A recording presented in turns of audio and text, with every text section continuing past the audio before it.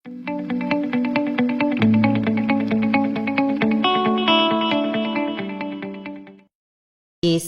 Nabi Musa alaihi salam berguru kepada Khidir alaihi salam.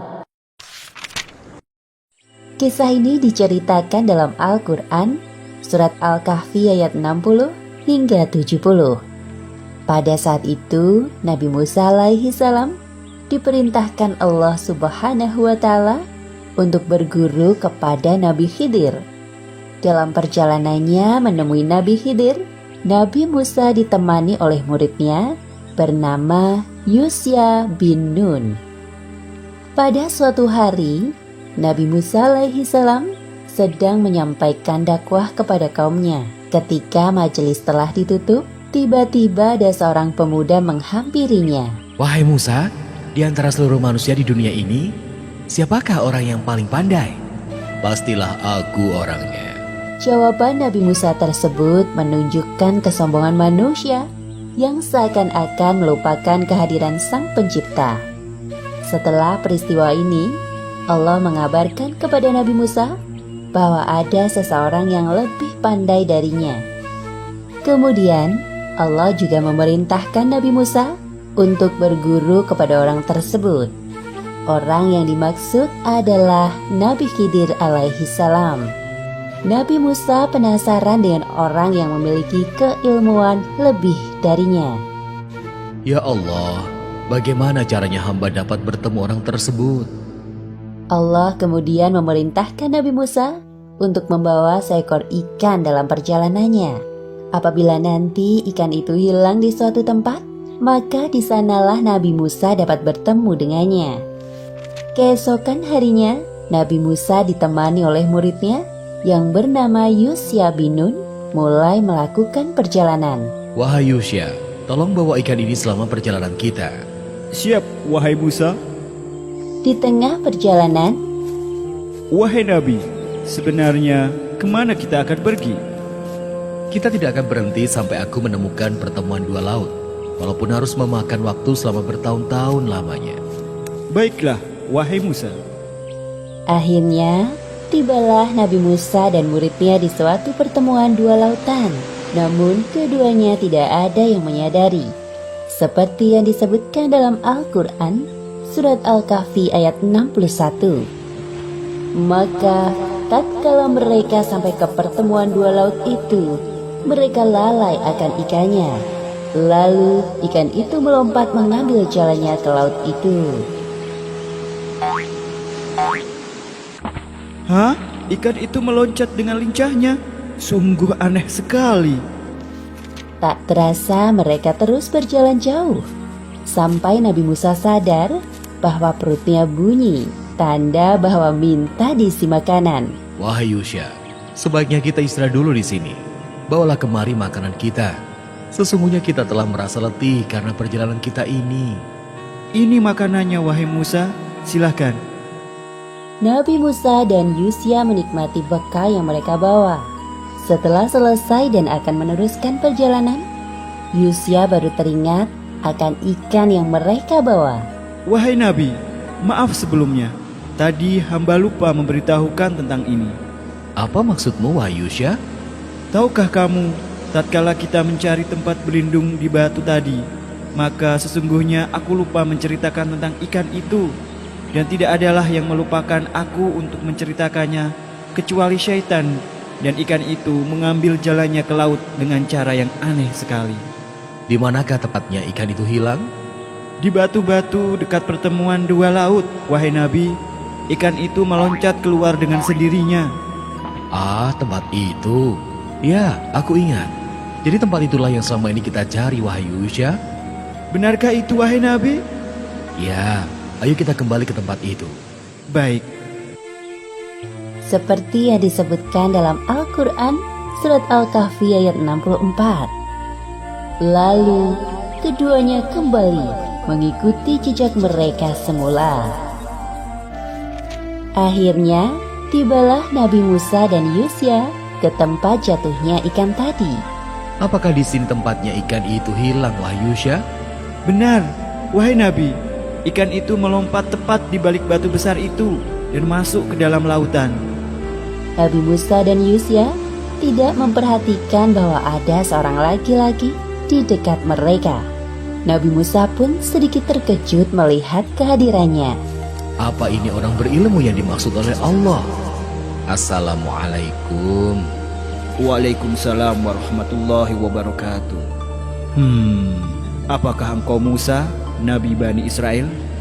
Ya, benar. Siapakah engkau gerangan yang mengetahui tentang diriku?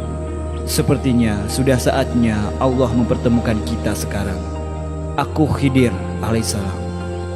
Seperti yang disebutkan dalam Al-Quran, surat Al-Kahfi ayat 65.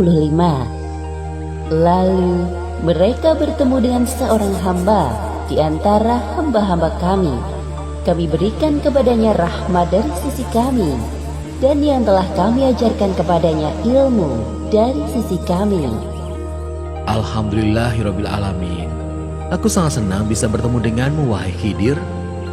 Kemudian Nabi Musa menyampaikan maksud dan tujuannya kepada Nabi Khidir. Bolehkah aku mengikutimu supaya kamu mengajarkan kepadaku ilmu yang benar di antara ilmu-ilmu yang telah diajarkan kepadamu? Nabi Khidir terdiam sejenak sebelum menjawab pertanyaan Nabi Musa. Kemudian baru menjawab dengan jawaban yang bijaksana. Sesungguhnya kamu sekali-kali tidak akan sanggup sabar bersamaku. Dan bagaimana kamu dapat sabar atas sesuatu yang kamu belum mempunyai pengetahuan yang cukup tentang hal itu? Mendengar jawaban dari Nabi Khidir, Nabi Musa semakin tertantang untuk berguru kepadanya. Insya Allah, kamu akan mendapati aku sebagai seorang yang sabar, dan aku tidak akan menentangmu dalam sesuatu urusan pun. Baiklah. Namun ada satu syarat yang harus engkau patuhi selama perjalanan nanti. Apa syaratnya?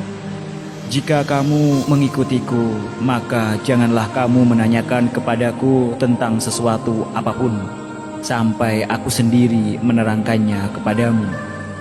Setelah Nabi Khidir mengajukan syarat yang dimaksud, Nabi Musa menyanggupinya. Kisah ini diceritakan dalam Al-Quran, surat Al-Kahfi ayat 71 hingga 82. Dalam kisah sebelumnya diceritakan bahwasanya Nabi Musa telah bertemu dengan Nabi Khidir. Selanjutnya, kali ini diceritakan bahwa Nabi Musa dan Nabi Khidir melakukan suatu perjalanan panjang, di mana kesabaran Nabi Musa diuji oleh perilaku Nabi Khidir yang dirasa menyimpang dari kebenaran. Setelah persyaratan yang diajukan oleh Nabi Khidir disanggupi Nabi Musa, mereka berangkat. Hanya Nabi Khidir dan Nabi Musa, tanpa Yusya bin Nun. Perjalanan pun dimulai. Lihat, ada perahu di sebelah sana. Mari kita ikut bersama mereka, wahai Musa. Baik. Nabi Khidir dan Nabi Musa berbicara dengan pemilik perahu agar diizinkan untuk menumpang bersama rombongannya. Wahai Tuan, bolehkah kami ikut bersama rombongan ini menyusuri laut untuk sampai ke tujuan kami? Silakan tuan-tuan, dengan senang hati.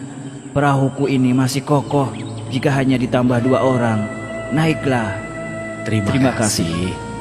Di tengah perjalanan, Nabi Khidir melakukan hal yang tidak masuk akal. Nabi Musa yang sedang memperhatikannya mulai gelisah. Apa yang dia lakukan? Bisa-bisa kita mati tenggelam di lautan. Tanpa bisa menahan emosi, Nabi Musa mengungkapkan kegelisahannya kepada Nabi Khidir dengan nada yang cukup tinggi. Wahai Khidir, mengapa kamu melubangi perahu itu yang akibatnya kamu menenggelamkan penumpangnya? Sesungguhnya kamu telah berbuat sesuatu kesalahan yang besar. Mendengar tuduhan Nabi Musa, Nabi Khidir menghentikan aktivitasnya sejenak. Bukankah aku telah berkata, sesungguhnya kamu sekali-kali tidak akan sabar bersama dengan aku? Nabi Musa terdiam sejenak. Beliau teringat akan syarat yang diajukan oleh Nabi Khidir. Janganlah kamu menghukum aku karena kelupaanku, dan janganlah kamu membebani aku dengan sesuatu kesulitan dalam urusanku. Wahai Nabi Khidir, maafkan kelancanganku. Nabi Khidir memaafkan Nabi Musa dan kembali melakukan aktivitasnya melubangi perahu. Nabi Musa hanya memperhatikan dengan gelisah. Ketika tampak sebuah pulau, Nabi Khidir dan Nabi Musa turun dari perahu. Perjalanan mereka pun berlanjut ke sebuah daerah pemukiman penduduk. Nabi Khidir dan Nabi Musa berjalan sambil memperhatikan sekitar.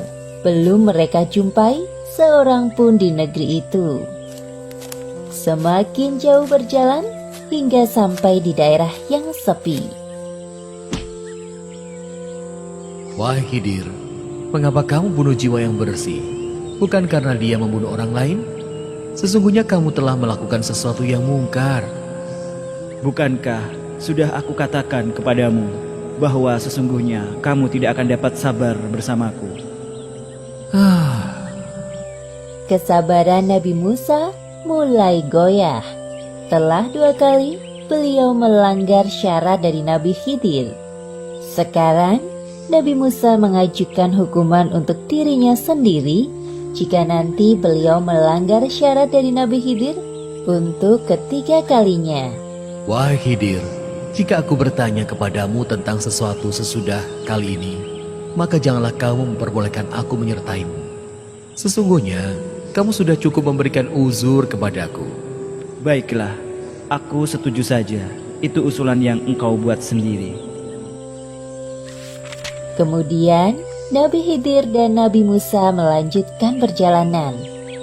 Seperti yang disebutkan dalam Al-Quran, Surat Al-Kahfi ayat 77. Maka keduanya berjalan hingga tatkala keduanya sampai kepada penduduk suatu negeri. Mereka minta dijamu kepada penduduk negeri itu, tetapi penduduk negeri itu tidak mau menjamu mereka. Lalu keduanya melanjutkan perjalanan. Langkah Nabi Khidir terhenti saat melihat di depannya ada rumah yang dindingnya hampir roboh. Seperti yang disebutkan dalam Al-Quran, lanjutan surat Al-Kahfi ayat 77. Maka Khidir menegakkan dinding itu. Apa yang engkau lakukan, wahai Khidir? Rumah itu sudah tidak layak huni. Jikalau kamu mau, niscaya kamu mengambil upah untuk itu. Inilah perpisahan antara aku dengan kamu. Hah? Apa yang barusan aku katakan? Aku akan memberitahukan kepadamu tujuan perbuatan-perbuatan yang kamu tidak dapat sabar terhadapnya. Seperti yang disebutkan dalam Al-Quran, surat Al-Kahfi ayat 79 hingga 82. Adapun bahtera itu adalah kepunyaan orang-orang miskin yang bekerja di laut. Dan aku merusak sedikit bahtera itu agar selamat dari rampasan karena di hadapan mereka ada seorang raja yang merampas tiap-tiap bahtera yang bagus. Nabi Musa hanya menganggukkan kepala saat mendengar penjelasan Nabi Khidir. Dan adapun anak muda itu, maka kedua orang tuanya adalah orang-orang mukmin. Dan kami khawatir bahwa dia akan mendorong kedua orang tuanya itu kepada kesesatan dan kekafiran. Dan kami menghendaki supaya Tuhan mereka mengganti bagi mereka dengan anak lain yang lebih baik kesuciannya dari anaknya itu, dan lebih dalam kasih sayangnya kepada ibu bapaknya. Oh, begitu ternyata. Adapun dinding rumah itu adalah kepunyaan 2 orang anak muda yatim di kota itu. Dan di bawahnya ada harta benda simpanan bagi mereka berdua, sedang ayahnya adalah seorang yang soleh. Maka Tuhanmu menghendaki agar supaya mereka sampai pada kedewasaannya dan mengeluarkan simpanannya itu sebagai rahmat dari Tuhanmu. Dan bukanlah aku melakukannya itu menurut kemauanku sendiri.